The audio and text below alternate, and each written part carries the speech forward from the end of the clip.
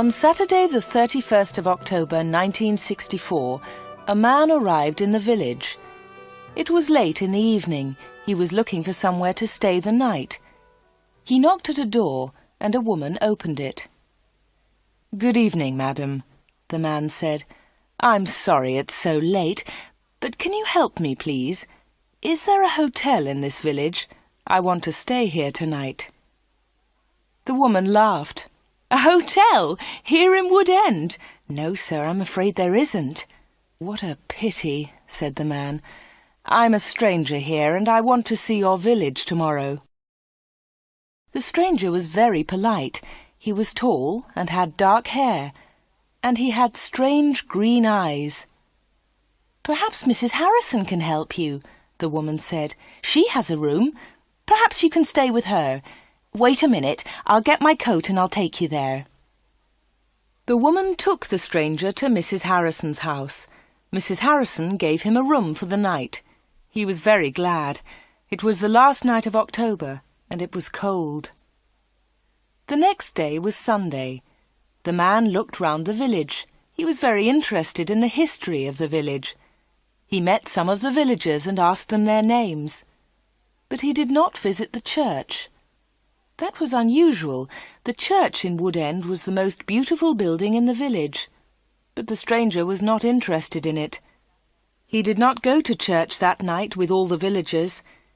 It was the first Sunday evening of November. When the villagers came out of the church, the man had gone. They had all liked him.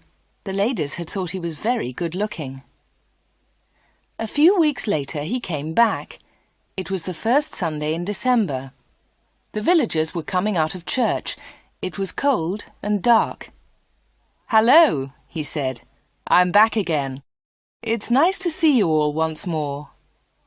His next words surprised everyone. "Perhaps you can help me," he said. "I'm looking for a house. I want to buy a house here." "Here?" someone said. "But why here? There's no work in Wood End for a young man. All the young people leave the village. They find work in Lydney, the nearest town." "I'll get a job somewhere," the stranger said. "Perhaps in Lydney." Then one of the villagers told him about old Mr. Smith's house.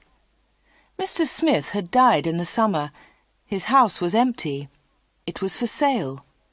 The house was on the corner of Main Street and Church Lane. "I'll ask about the house tomorrow," said the young man. "Perhaps I'll be lucky. Goodbye. I'll see you soon." The villagers watched him leave. They all saw his car. It was very big and luxurious. He looked rich. A few days later, Mr. Smith's house was sold, and in the middle of December the young stranger arrived. He moved into the house and worked very hard. He fixed the roof, he repaired broken windows, he painted and decorated, he changed the whole house. But there was a big surprise for the villagers. On the morning of Monday the 21st of December, they saw a big sign on the front of the house, and on the sign were these words: "The Corner Shop, Proprietor Dave Slatin." The picture sequence from the cinema has finished. You can look at it once more if you want. The villagers could not believe it. A shop in Wood End. Everybody talked about it. There was once a shop in Wood End, but it had closed 20 years ago. Some people wanted the shop, but others did not. The villagers met in the evening in the village hall. Everybody was there. Everybody was interested in the new shop. "The corner shop is a good idea," someone said. "We need a village shop. We won't need to go to Lydney." Then Mrs. Harrison spoke. She liked the stranger, Dave Slatin. "I agree," she said. "A village shop is a good idea. It's too quiet here. Wood End needs a shop." "Nonsense," said Miss Brown. She was the village school teacher. "Lydney is not far away. There are lots of shops there." Soon everybody was shouting. Then Mr. Hart spoke. He was a very big man with a loud voice. "Listen, everybody," he shouted. "We've never had trouble in this village before. We've always been quiet and happy. Now this shop is causing trouble." "Let Mr. Slayton speak," someone said. "It's his shop. Let him speak." "Ladies and gentlemen," said Dave Slayton, "I don't want to cause any trouble. I'm still a stranger in your village. But I want to be one of you. I want to be your friend. I like the people of Wood End." He smiled, and a few people clapped. They liked him. "The corner shop will sell lots of things," he went on. "It will sell food and things for the house. Everything will be cheap, I promise." Everybody was listening carefully. "And I have another idea," he continued. "I'll sell village products." "What do you mean by village products?" asked Miss Brown. "I'll tell you, Miss Brown," he said. "I know that you make beautiful bread and cakes." Miss Brown smiled. Yes, she did make bread and cakes. Everyone knew that. "And you, Mr. Hart, I've seen your flowers. You grow beautiful flowers." Now Mr. Hart smiled. Yes, his flowers were beautiful. Everyone knew about them. "And Mr. Everett makes pots," someone said. "And Mrs. Davis makes dolls," said another voice. "And I do paintings of the village," said old Miss Lucy Gray. "Yes," said Dave, "you can all do something. You villagers are clever. You make lots of things. We can sell them to the tourists. In the summer, Wood End can make a lot of money." "But what about the money?" said Mr. Hart. "How will you pay us?" "That's a good question," said Dave. "And here's the answer. You'll bring your things to me, and I'll sell them for you. I'll keep some of the profit. You'll have the rest." "What a good idea," said Miss Brown. "Yes, I agree," said Mr. Hart. All the villagers agreed. Everyone in the village was happy with Dave Slayton's plan. The corner shop opened on Monday the 4th of January 1965. Soon the shop was busy, and Dave needed an assistant. The new assistant in the corner shop was Anna. She started work in late January.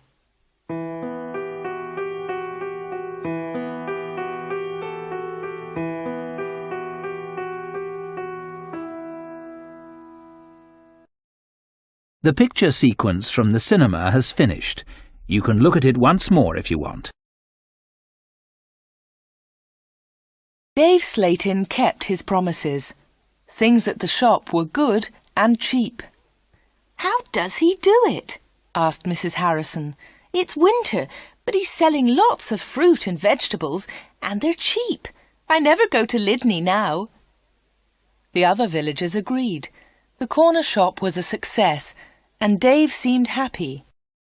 He paid Anna good wages. Sometimes her friend Peter helped at the shop, and Dave gave him money too. Dave advertised in newspapers, and the village products sold well.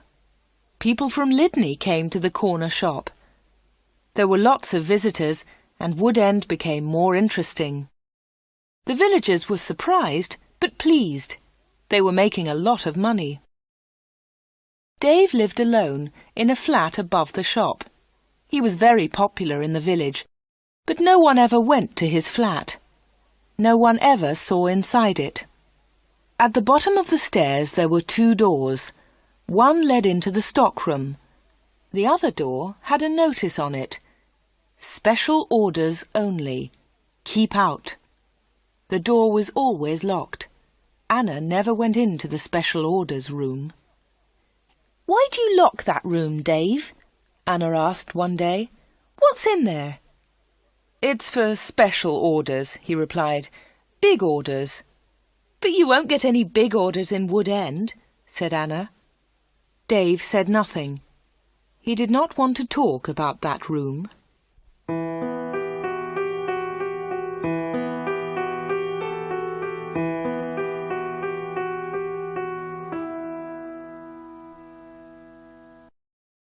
The picture sequence from the cinema has finished. You can look at it once more if you want.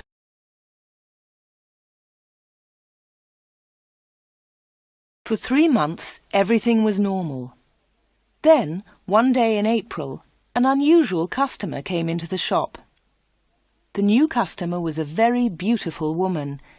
She was wearing expensive clothes and arrived in a large car. "Is this the corner shop?" the woman asked. She looked round and seemed a little surprised. "Yes," replied Anna. "This is the corner shop. It's the only shop in the village."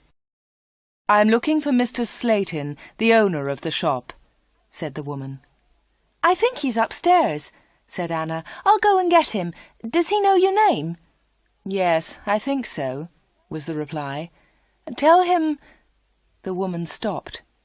"Tell him Miss Gordon is here, Miss Greta Gordon." Anna was amazed. "Are you Greta Gordon, the film star?" "Yes, that's right." The woman smiled, but she was nervous. "Wait a minute," said Anna. "I'll tell Mr. Slayton that you're here." Anna ran to the bottom of the stairs and called, "Dave! Dave! There's someone to see you!" "Who is it?" asked Dave from upstairs.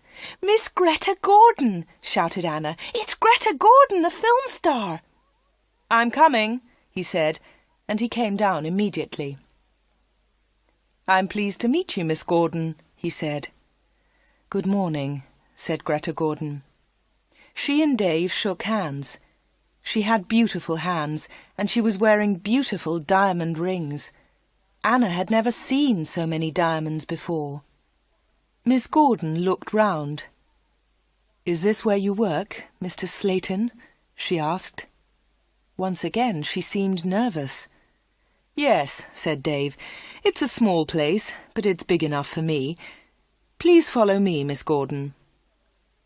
Anna was surprised. Dave and Greta Gordon did not know each other. He did not call her Greta, and she did not call him Dave. He seemed to be in a hurry, and she seemed to be frightened. Anna watched them. Dave and Greta Gordon went to the back of the shop and into the special orders room. Greta Gordon was a special order customer. Anna thought that was very strange. She wanted to tell someone about Greta Gordon.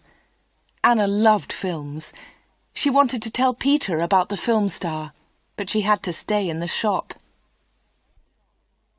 10 minutes later, Greta Gordon came out of the special orders room.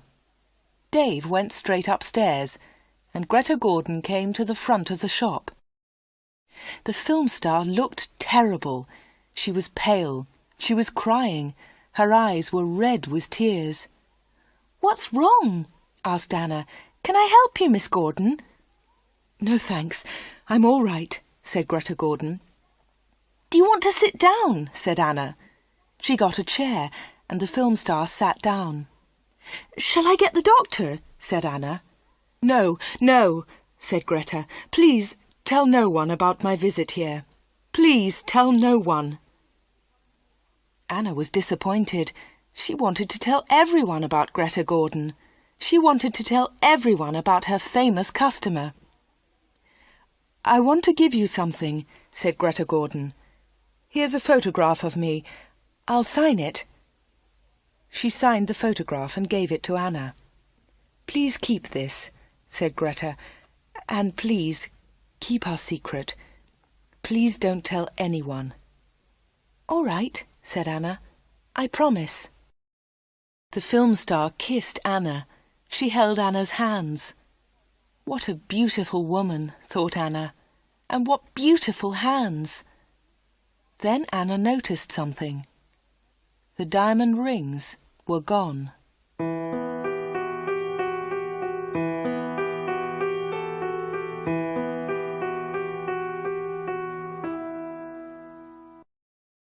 The picture sequence from the cinema has finished. You can look at it once more if you want.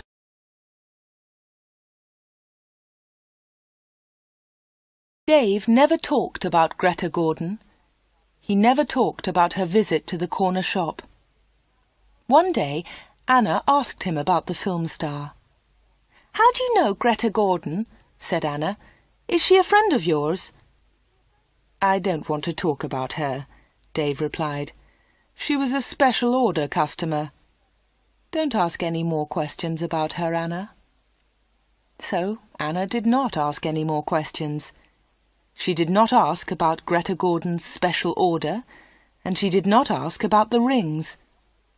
Anna kept her promise. She never told anyone about the film star. Soon it was spring.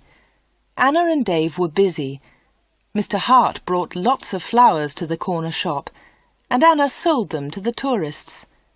There were lots of tourists that year. In May, Peter asked Anna to marry him. She said yes. They became engaged. They planned to get married in the following year. Now they needed money, so they worked hard and they saved. They were very much in love. On Saturdays, Peter played football or cricket, and Anna often went to the cinema in Lydney.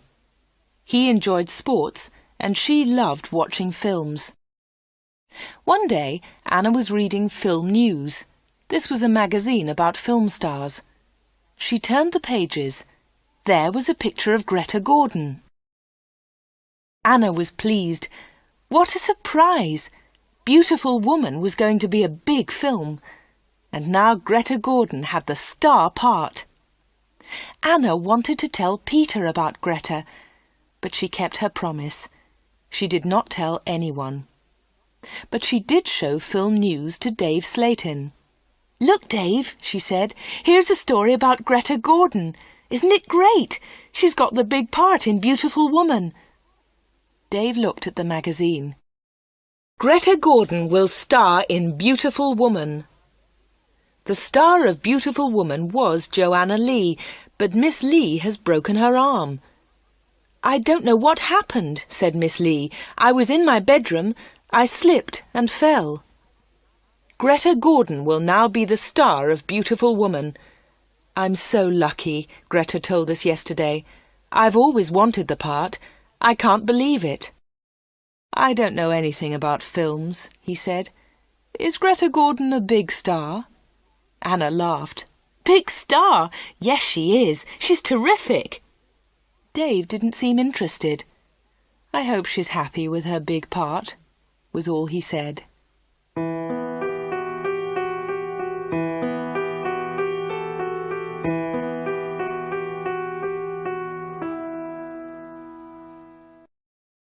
The picture sequence from the cinema has finished.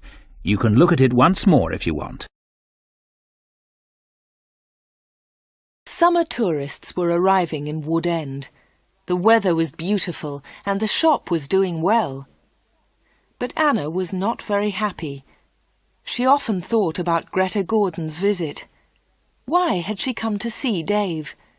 What had happened to the diamond rings on her fingers? There was another problem. Anna loved Peter and she was going to marry him. But she liked Dave too.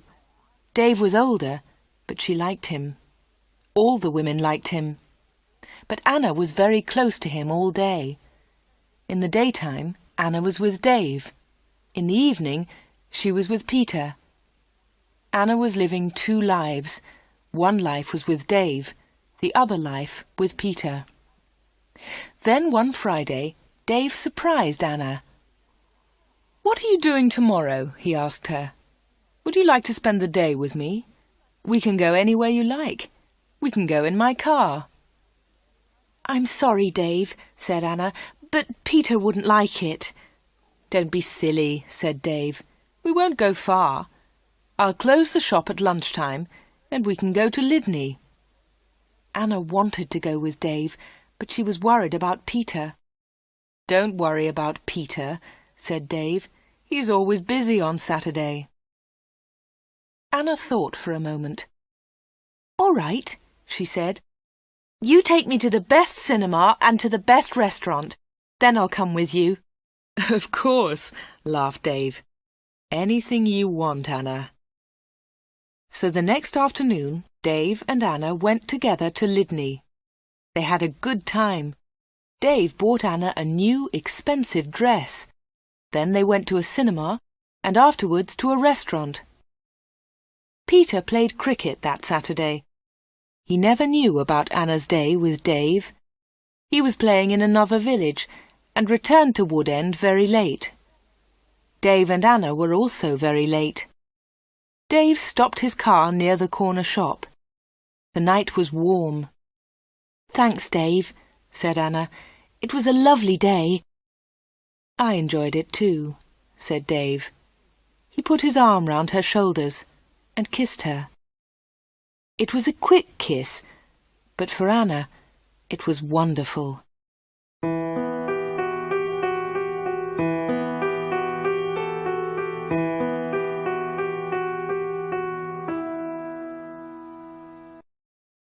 The picture sequence from the cinema has finished.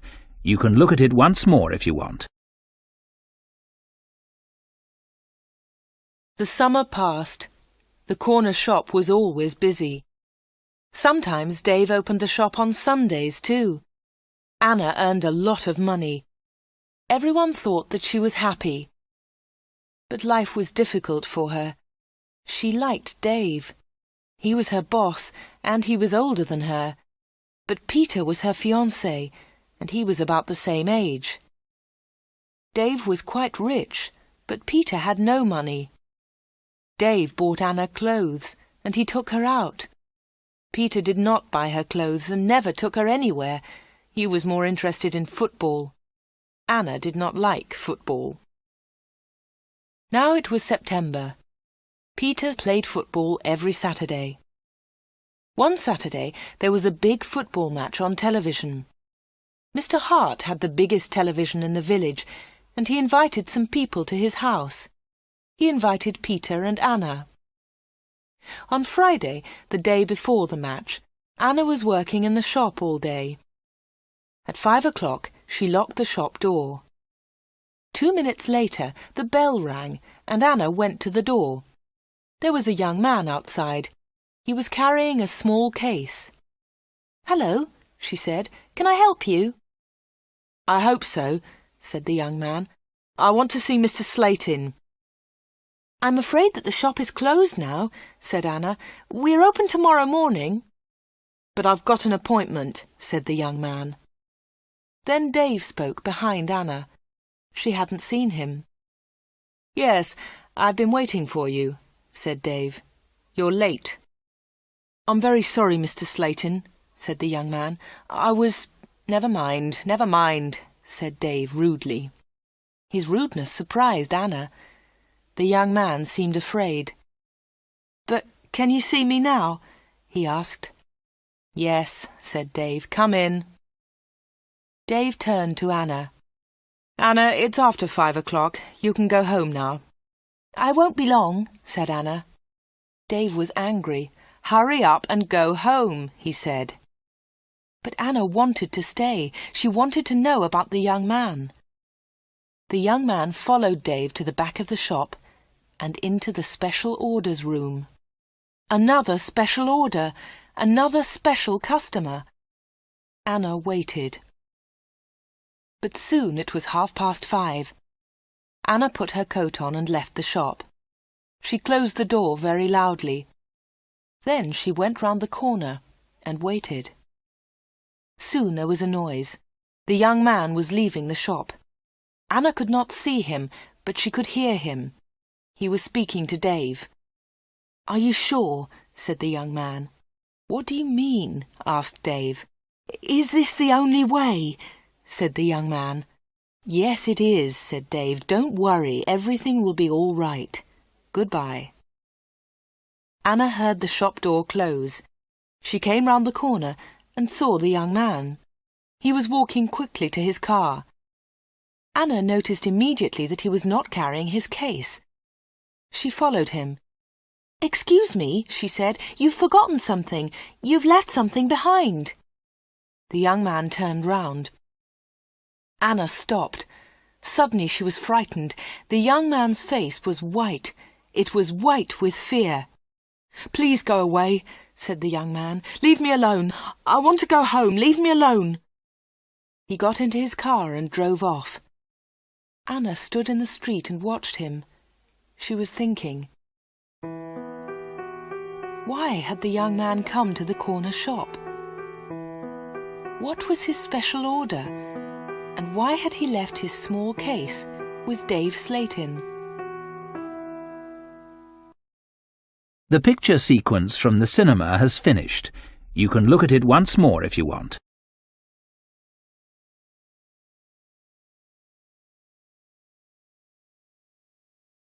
The next day was the day of the big football match. Mr. Hart had invited about 10 people.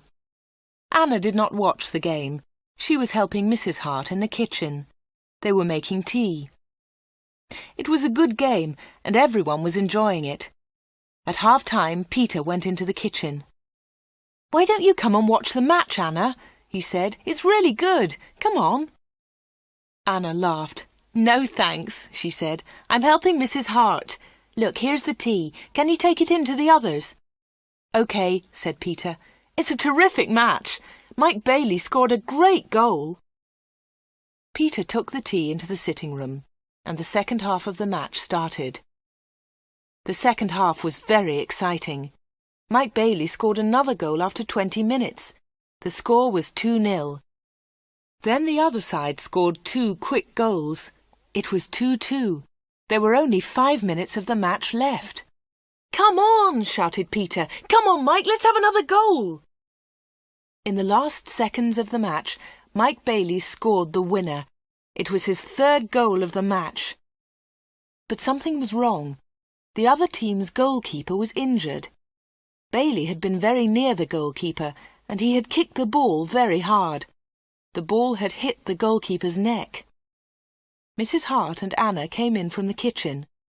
"What's happened?" said Anna. "What's wrong?"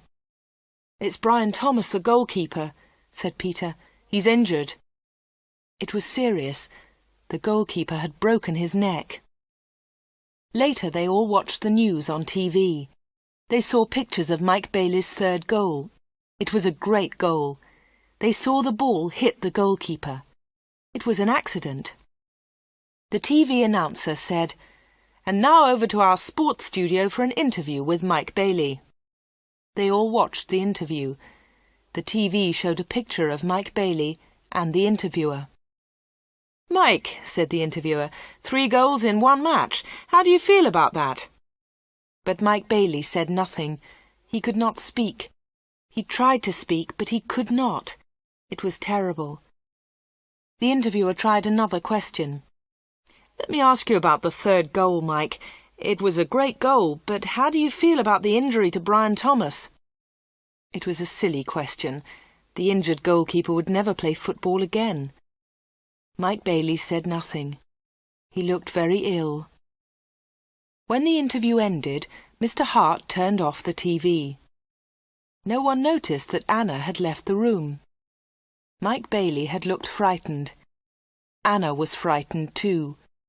Mike Bailey and Anna had met before, the day before, at the corner shop.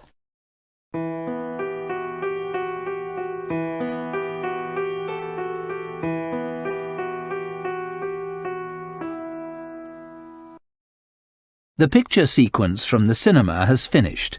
You can look at it once more if you want. Anna did not know what to do. She was only 17, but sometimes she felt much older.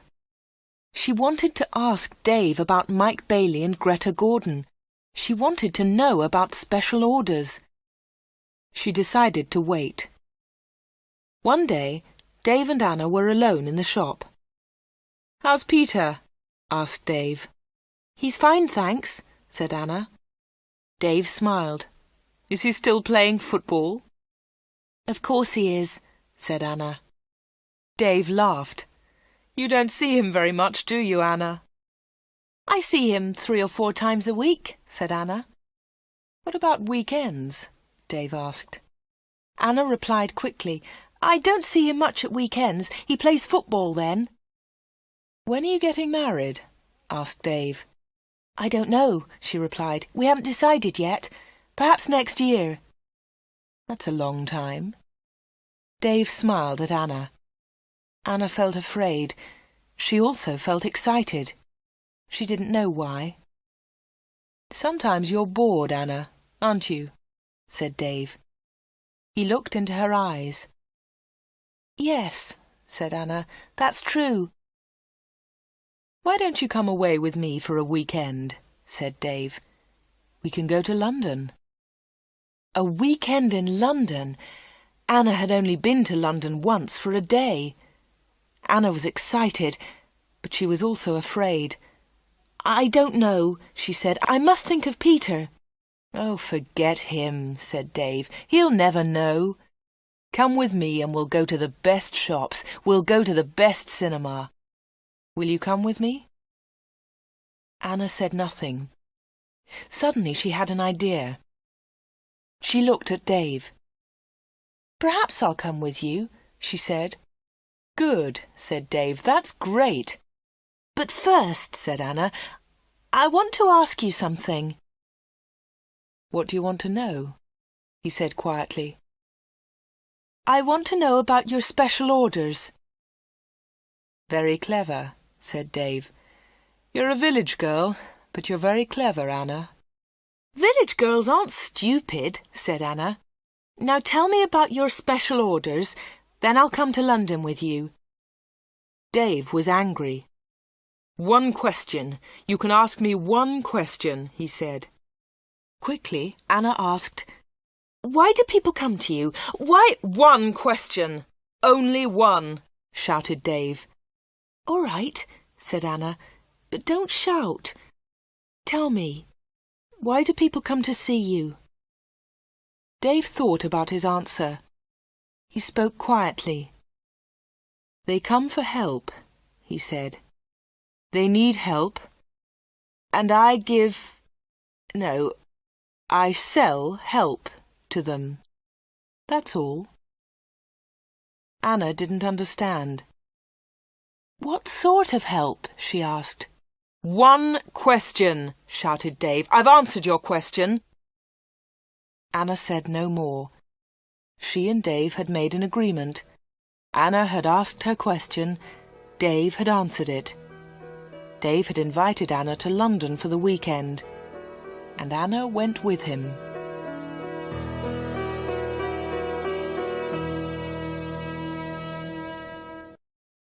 The picture sequence from the cinema has finished. You can look at it once more if you want.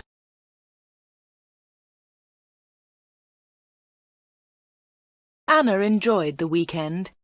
They arrived in London late on Friday evening and stayed at a big hotel. On Saturday they went shopping, and in the evening they went to a cinema. On Sunday they went to a park. They came back to Wood End on Sunday evening. It was the last Sunday in September. On Monday, Anna went to the shop. It was not so busy now. Summer was over. Most of the customers were villagers. It was a cold autumn. On Monday evening, Peter came to see Anna. "Hello," said Anna. "Did you win on Saturday?" "No," said Peter. "We didn't win, and I didn't play." Anna was surprised. "You didn't play? Why not? What was wrong?" "I didn't feel very well on Saturday morning. I stayed in Wood End. I was in the village all weekend." Anna's face was red. Her voice was quiet. "Are you feeling better now?" she asked. "No," said Peter, "and you know why." Anna tried to look surprised. "Me?" she said. "Oh, Anna," said Peter, "you know what's wrong. It's you and Dave Slatin." "What do you mean, me and Dave Slatin?" said Anna quickly. "You went away with him on Friday evening. Someone saw you in Dave's car." Anna tried to explain. "Oh, it's nothing," she said. "Dave and I went—" "Shut up," said Peter. "I don't want to know, Anna. Don't talk about it." "But Peter," said Anna. Peter didn't listen. "I know he's got a lot of money. He can take you to places. He's from a big city. I'm a poor village boy, Anna. But you must choose. You must choose between Dave and me. You can't have both of us." "I know that, Peter," said Anna, "and I don't want both of you. But listen, Peter, I want to tell you about Dave. There's something very strange about him." "Dave, Dave, Dave," Peter shouted. "You talk about him all the time.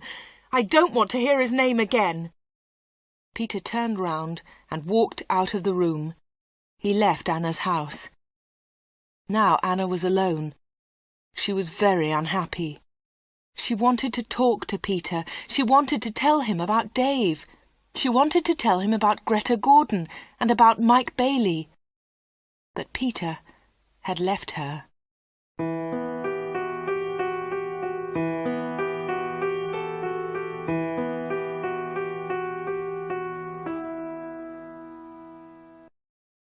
The picture sequence from the cinema has finished. You can look at it once more if you want. It was October. It was cold and wet. Anna was not very busy at the shop. She was very unhappy. She was a different girl. She seemed older. She didn't go out much. She looked ill. Most of the villagers knew that Anna had quarrelled with Peter. They also knew that she had been to London with Dave. But no one was able to help Anna. She did not talk to anyone. Before, she had been a happy, smiling girl. Now she was sad and lonely. She went to the shop every day. She was waiting for another special customer. Anna did not wait long. It was the middle of the month. Anna was alone in the shop. It was almost lunchtime. A middle-aged gentleman came in. He was a big man with a very large moustache. He was well dressed, and he was carrying a large briefcase. "Good morning, miss," he said politely. "Good morning, sir," said Anna. "Can I help you?" Anna was very polite too. She was interested in this man. "I'm looking for Mr. David Slayton," said the man. Anna smiled. "Are you a salesman?" she asked. She knew that he was not a salesman. He didn't look like a salesman, but she wanted to talk to the man. The man smiled. "Yes, I am a salesman," he said. That was not true. Anna knew that the man was lying. Then she said, "Perhaps I can help you, sir. I usually speak to the salesman." She looked at the man's case. It had the letters ARICS printed on it. "Thank you," said the man very politely, "but I have a private appointment. I have come from London, and I must see Mr. Slayton." "I'm sorry," said Anna. "He's very busy at the moment, but I'll tell him you're here. What's your name, please?" The man smiled. "Roberts," he said. "Arthur Roberts." Anna went to the back of the shop. Dave was coming down the stairs. "There's a man in the shop," said Anna. "He wants to speak to you." "Thanks," said Dave, and he went to the front of the shop. "Good morning, Mr. Reisman," said Dave. "I'm pleased to meet you." Anna listened. Reisman! The man's name was Reisman, not Roberts. What a liar! The man did not look at Anna. "I'm pleased to meet you, Mr. Slayton," the man said. "Please come with me," said Dave. Mr. Reisman followed Dave. They went into the special orders room. A minute later, Dave came out. He came to the front of the shop. "It's lunchtime, Anna," he said. "You can go home now." "Thanks, Dave," said Anna. "I'm going in a few moments." Dave went back to the special orders room. Anna did not leave the shop. She waited. Anna wrote down the letters ARICS. She understood AR, Arthur Reisman, but she did not understand ICS. At 1:30, Anna heard noises. Mr. Reisman was leaving. Dave was talking. "Thank you, Mr. Reisman," said Dave. "And thank you," said Mr. Reisman. "You have helped me a lot." "Good," said Dave. "Goodbye, Mr. Reisman. My assistant isn't in the shop, but you can open the door. Goodbye." Dave went upstairs, and Mr. Reisman came into the front of the shop. Anna was sitting quietly in a corner. "Oh," said Mr. Reisman, "I thought you had gone home." "No," she said. "I decided to have lunch in the shop today." Anna and Mr. Reisman looked at each other. They didn't like each other. There was silence. Anna spoke first. "Would you like to buy some bread, Mr. Roberts?" she said. "Reisman. My name is Reisman," said the man. Anna smiled. "I'm so sorry," she said. "Would you like to buy some homemade bread, Mr. Reisman?" "It looks delicious," said Mr. Reisman. He was very polite again. "Yes, I'll take some, please. My wife will love it." "Here you are," said Anna. She put the bread in a bag. Then she said, "You can put it in your briefcase." "My briefcase?" said Mr. Reisman. "I haven't got a briefcase." "I think you've forgotten it," she said. "I'll go and get it for you."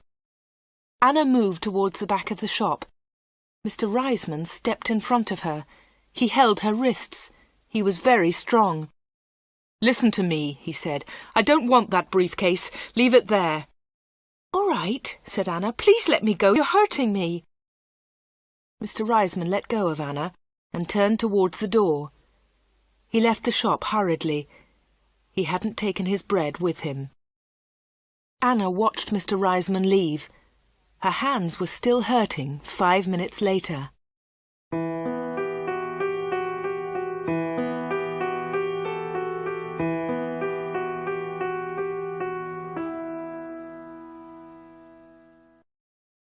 The picture sequence from the cinema has finished.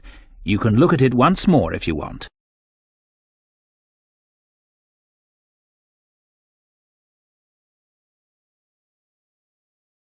Anna waited for some news about Mr. Reisman. She remembered Greta Gordon. The film star had visited the corner shop. Later there was news about her in a magazine. Mike Bailey had visited the corner shop too. Later there was a lot of news about him on TV. And now Mr. Reisman had visited the corner shop. Anna was waiting for some news about him. All 3 visitors had been special customers. They had all seen Dave.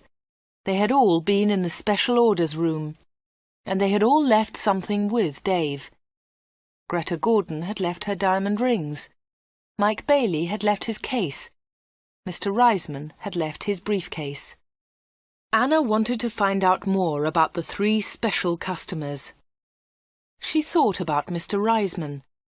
His case had the letters ARICS on it.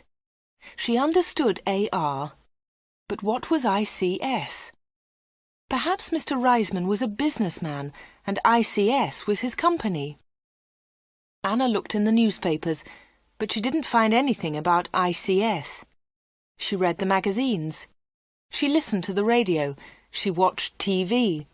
But there was nothing about ICS. Anna heard nothing. She saw nothing. Then she had an idea. She decided to go to London and find Arthur Reisman. It was a Friday. Early in the morning she left a note for Dave. She took the note to the shop. "Dear Dave," it said, "sorry I can't come in today. I'm going to Lydney. I'm buying some things for my wedding. Anna." The note did not tell the truth, but Anna didn't care. Anna took a bus to Lydney and then caught a train to London. She got to Paddington Station at midday. She got off the train and looked for a telephone box. The telephones were near to the entrance to the station, but the boxes were all full. She stood and waited. Then Anna saw the letters ICS. There they were. They were on a huge advertisement. Anna had found the answer to her problem. International Computer Services. ICS. Perhaps that was Mr. Reisman's company. Soon one of the phone boxes was empty. Anna rang the number, 222-8959. "ICS, can I help you?" said a woman's voice. "Yes, please," said Anna. "I want to speak to Mr. Reisman, Mr. Arthur Reisman. I think he works at ICS." The woman laughed. "Works here? Yes, he does," she said. "He's the vice chairman of the company. Wait one moment, please. I'll get his secretary." Then there was another woman's voice on the phone. "Mr. Reisman's secretary, can I help you?"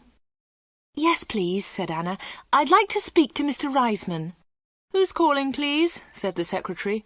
"Mr. Reisman doesn't know my name," Anna replied. "Is Mr. Reisman expecting your call?" the secretary asked. "No, he isn't," said Anna. "I'm afraid he can't speak to you now," said the secretary. "He's at a meeting now, and he's flying to Switzerland in an hour's time." "But I must speak to him for a few minutes," said Anna. The secretary became annoyed. "That's impossible," she said, "but I can take a message." "No, thanks," said Anna. "I'll call again next week. Will Mr. Reisman be back then?" "Yes, he will," replied the secretary. "Goodbye." And she put the phone down. Anna had found Mr. Reisman's company, but she hadn't spoken to him. Anna spent the afternoon in London. She went to see a film. Then she had tea in a small cafe near Paddington Station. Her train left London at 6:30. She bought an evening newspaper and got on the train. Anna was tired, but she felt happy. After a few minutes, she looked at her newspaper. Anna was waiting for some news. There it was, on the front page. "Private plane crash near London. 6 dead, all from ICS. 6 people were killed this afternoon in a plane crash at Enfield near London. The plane was flying to Switzerland. The passengers were all from International Computer Services, ICS. Among them was Mr. Alfred Gluck, the chairman of ICS. Mr. Arthur Reisman, vice chairman of ICS, told us, 'I'm lucky to be alive. I was at a meeting today. The meeting went on for a long time, and I didn't catch the plane.' Mr. Reisman will probably be the new chairman of ICS.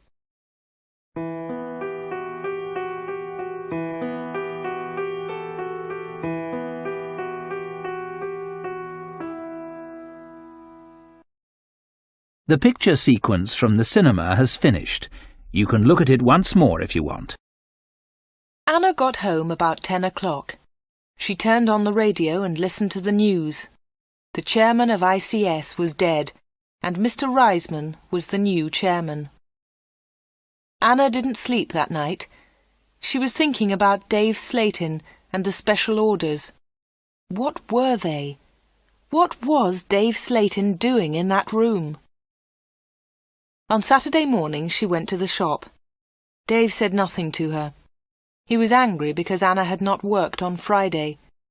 He didn't ask about her day off, and Anna didn't tell him about it. At 11 o'clock, Dave left the shop. He got in his car and drove off. Anna was alone. This was her chance. She went to the back of the shop and turned the handle of the locked door. But the special orders room was not locked. Dave had forgotten to lock it. Anna opened the door and went into the room. It was a small room, dark and hot. Anna turned on the light, but it was not a very strong light. She looked round the room. There was a small table, 2 old chairs, and a lot of boxes. That was all. Special orders? There were no order books, no papers, no pencils. Anna walked round the table. It was difficult because there were a lot of boxes on the floor. Anna opened one of the boxes and looked inside. She found some old magazines and newspapers. Underneath, there were some dirty old clothes. But underneath the clothes, she discovered some money. Lots of money. British money, French money, American, German.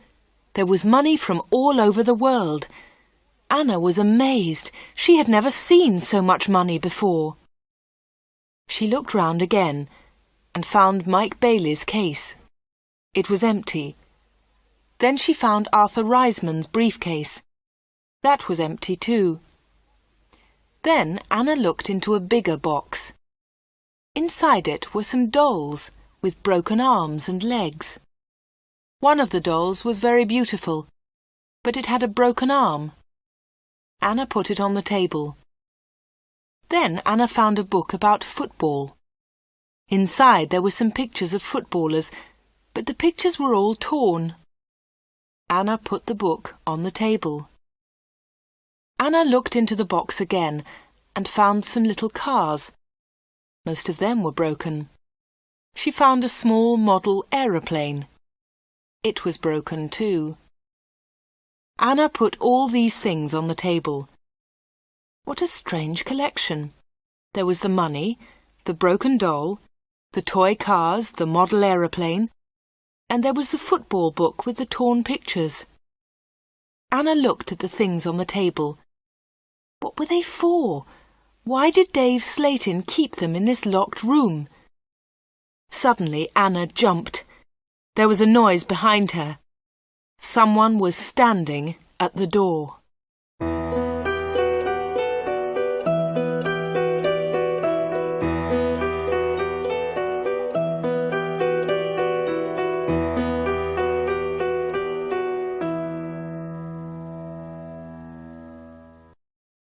The picture sequence from the cinema has finished. You can look at it once more if you want.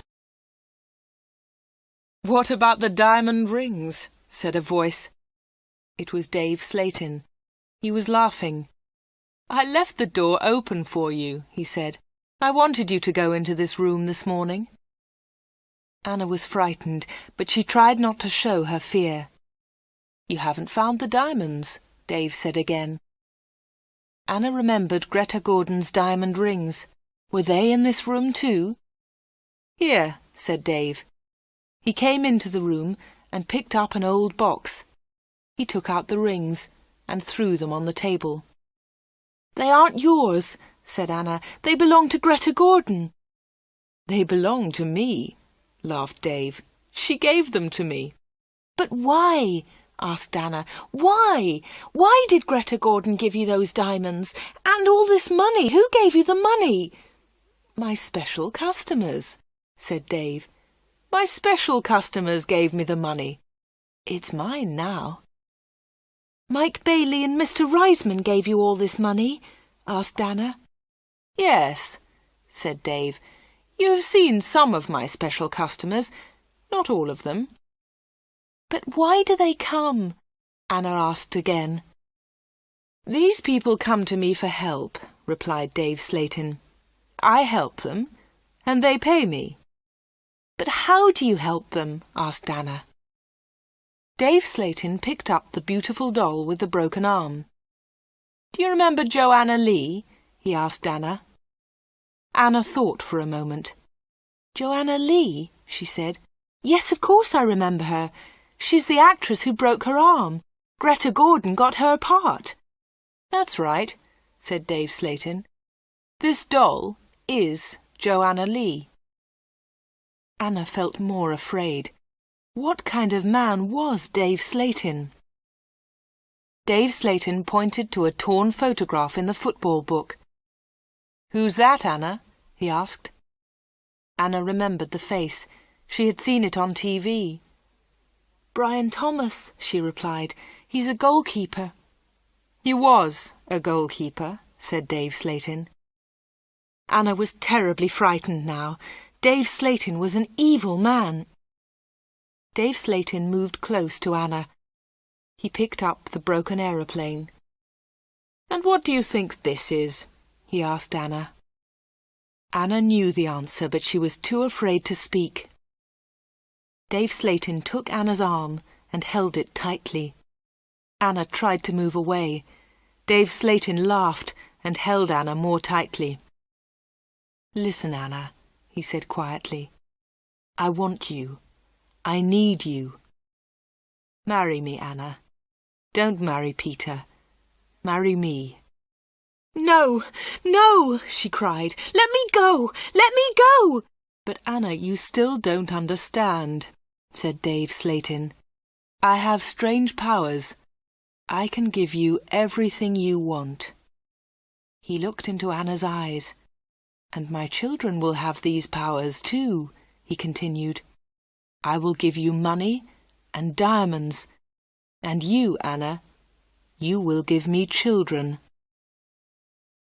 Anna was terrified now. She kicked Dave Slatin very hard, and he let go of her hand. Anna moved quickly. She ran out of the special orders room, through the front of the shop, and out onto the street. She ran all the way home.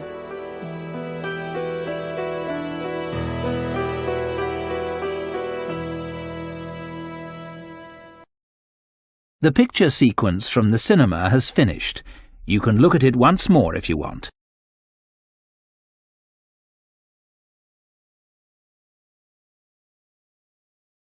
When Anna got home, she felt terrible and went to bed. In the evening, Peter came to see her, but Anna was ill in bed. "I'll come and see Anna tomorrow," Peter told Anna's mother. Again, Anna did not sleep all night. The next day, Sunday the 31st of October, was a terrible day for Wood End. Anna stayed in bed. She had a fever, and her mother phoned the doctor. The doctor came immediately. "Anna's very ill," said the doctor to Anna's mother. "I'm worried. I don't know what's wrong with her. I'll come back again tonight." That afternoon, Peter came to Anna's house. He tried to speak to Anna, but she was too ill. He sat quietly beside her bed. At about 7 o'clock, Peter heard shouting in the street. He went to the window and looked outside. People were running and shouting, "Fire! Fire! Fire! There's a fire at the corner shop!" Peter ran out of Anna's house and into the street. There was a big fire on the corner. The shop was in flames. Nobody could see Dave Slatin. "His car's here," said Mr. Hart. "Dave must be inside." Then the villagers saw him. He was standing at an upstairs window. "Jump, Dave!" they shouted. "Jump! Save yourself!" But Dave did not move. He was standing at the window, and he was laughing. Some of the women in the street started screaming. Mr. Hart tried to run into the shop, but the others pulled him back. Flames were leaping up from the shop. The flames reached Dave Slatin. The villagers saw that he was still laughing. That was the last time they saw him. The flames hid him completely. No one was able to save him, and no one ever saw him again.